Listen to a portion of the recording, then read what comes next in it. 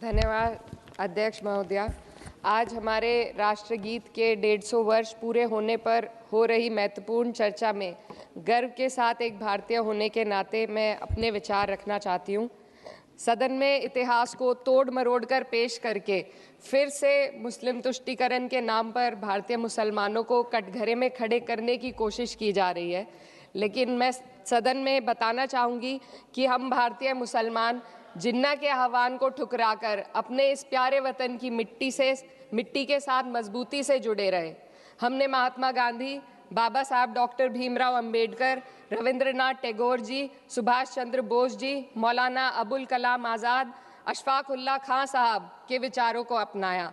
हम भारतीय मुसलमान इंडियंस बाय चॉइस हैं, बाय चांस नहीं। वंदे मातरम के किन छंदों को राष्ट्रगीत के तौर पर अपनाया जाए, यह फैसला सर रविंद्रनाथ टैगोर और सुभाष चंद्र बोस जी जैसे नेताओं के परामर्श के बाद हुआ। क्या अब हम उन महान नायकों की समझ पर प्रश्न चिन्ह उठाएंगे? उन्हें देश को बांटने वाला और तुष्टीकरण करने वाला कहने का पाप करेंगे? उन महान हस्तियों ने वंदे मातरम के उन छंदों को अपनाया जिन्होंने देश के हर वर्ग, हर धर्म के मानने वालों को एक सूत्र में पिरोने का काम किया। और मैं एक घटना आप लोगों के सामने रखना चाहती हूँ। वर्ष 1998 में उत्तर प्रदेश सरकार के मंत्री रविंदर शुक्ला जी ने स्कूलों में राष्ट्रगीत को गाना अनिवार्य कर दिया था। लेकिन तब के तत्कालीन प्रधानमंत्री अटल बिहारी वाजपेयी जी ने, जो उस समय लखनऊ के दौरे पर थे, उत्तर प्रदेश सरकार के इस फैसले पर नाराजगी जताई और यूपी सरकार ने राष्ट्रगीत को अनिवार्य करने वाले मंत्री को बर्खास्त कर दिया था। अब मैं सत्ता पक्ष से सवाल करना चाहूंगी।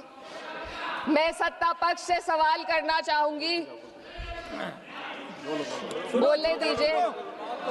मैं सत्ता पक्ष से सवाल करना चाहूंगी कि जो विजन आजादी के समय के लोगों का था, राष्ट्रगीत को स्वेच्छा पर छोड़ने का, उसी का अनुसरण माननीय अटल बिहारी वाजपेयी जी ने किया, तो क्या वे भी मुस्लिम तुष्टीकरण कर रहे थे?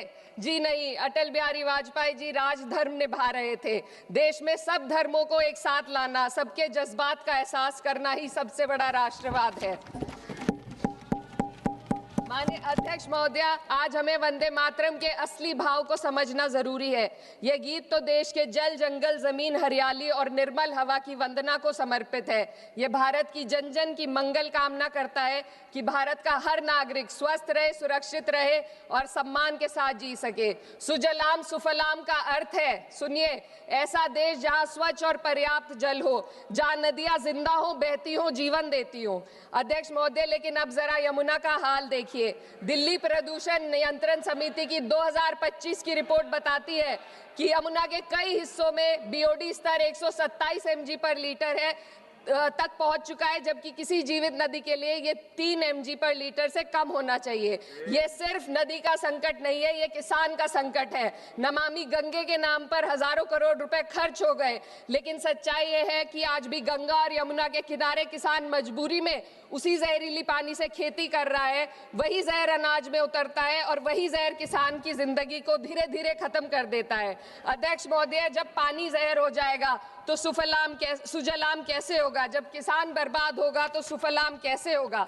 मलयज शीतलम, मलय का अर्थ है मलय पर्वत से बहने वाली ठंडी, सुगंधित, चंदन जैसी हवा जो जीवन देती है, बीमारी नहीं। आज मैं इस सदन से पूछना चाहती हूँ, क्या आज के भारत की हवा मलयज शीतलम है? नहीं अध्यक्ष जी, बस संसद से बाहर कदम रखिए, एक गहरी सांस लीजिए। ये चंदन की महक नहीं, ये जहर है जो आपके हमारे फेफड़ों में उतर रहा है। दुनिया के 20 सबसे प्रदूषित शहरों में से 13 भारत में है। दिल्ली की हवा में सांस लेना मानो रोज 20 सिगरेट पीने जैसा हो। भारत हर साल सर्दियों में जहरीली हवा के प्रकोप में घिर जाता है। AQI गंभीर स्तर पर आ जाता है। ठंडी हवा का सपना अब गैस चेंबर की हकीकत बन चुका है। हम वो देश हैं जहां सरकार प्रकृति पर बने गीत का मान मर्दन तो करती है, पर उसी प्रकृति, जंगल, हवा, पेड़ को बचाने वाले कानूनों को धीरे धीरे खुद ही खत्म कर रही है। ये है आज के हमारे मलयज शीतलम की अफसोसजनक सच्चाई। अगर हम हवा को साफ नहीं कर पाए तो न सुजलाम बचेगा न सुफलाम बचेगा। माननीय अध्यक्ष महोदया, सस्य श्यामलम का अर्थ है ऐसा देश जहां उपजाऊ जमीन हो, जहां खेत फसल से भरे हो और किसान कर्ज और निराशा में न डूबा हो। आज किसान सिर्फ मौसम से नहीं लड़ रहा, वह प्रदूषण, नीतियों की बेरुखी और सिस्टम की नाइंसाफी से लड़ रहा है। एक तरफ कॉरपोरेट के लोन माफ होते हैं, दूसरी तरफ किसान को उसकी वाजिब एमएसपी भी नहीं मिल पाती है। आप ग्लोबल सुपर पावर बनने की बात करते हैं, लेकिन हमारी पर कैपिटा इनकम दुनिया में 136वें नंबर पर है। हम अपने छोटे पड़ोसी देश से भी पीछे हैं। हमारे लोग $2,500 तक भी नहीं कमा पा रहे एक साल में, और जिन अरबपतियों की ये रक्षा करते हैं वो इतना पैसा एक सेकंड में कमा लेते हैं। आज वंदे मातरम को बुनियाद बनाकर राजनीति की जा रही है, लेकिन जमीन पर जंगल पूंजीपतियों को सौंपी जा रही है, आदिवासियों को उनके घरों से उजाड़ा जा रहा है। मातरम में जो मात्रा माता है वे सिर्फ मातृभूमि की वंदना नहीं, वे इस धरती की हर नारी, वे इस देश की हर बेटी, हर महिला के सम्मान की बात भी करता है। लेकिन आंकड़े अगर आप देखेंगे, एनसीआरबी की हाल की रिपोर्ट के अनुसार, मैम के अनुसार देश में हर वर्ष लगभग 30,000 से अधिक बलात्कार हो रहे हैं, यानी एक दिन में 80 से अधिक महिलाएं यौन हिंसा का शिकार होती हैं। और ये सिर्फ दर्ज मामले हैं। जब जम्मू कश्मीर की एक बच्ची हिंसक अत्याचार का शिकार होती है, जब सत्ता से जुड़े लोगों पर आरोप लगते हैं और कार्रवाई वर्षों लटक जाती है, जब उन्नाव की पीड़िता लखनऊ के दरबार में इंसाफ को लेकर अपनी जान देने पर आमादा होती है, जब बिल्किस बानो के अपराधियों का सरकार के लोग द्वारा स्वागत किया जाता है, तो ये घटनाएं वंदे मातरम की आत्मा पर चोट पहुंचाती है।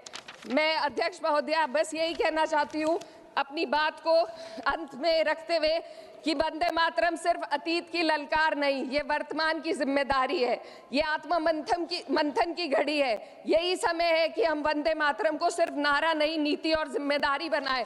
और अपने जज्बात को मैं आलमा इकबाल साहब के तराना हिंद के साथ इस सदन में रखना चाहती हूँ कि सारे जहां से अच्छा हिंदुस्तान हमारा, हम बुलबुले हैं इसके, ये गुलसिता हमारा, मजहब नहीं सिखाता आपस में बैर रखना, हिंदी है हम, वतन है हिंदुस्तान हमारा। श्रीमती लवली आनंद।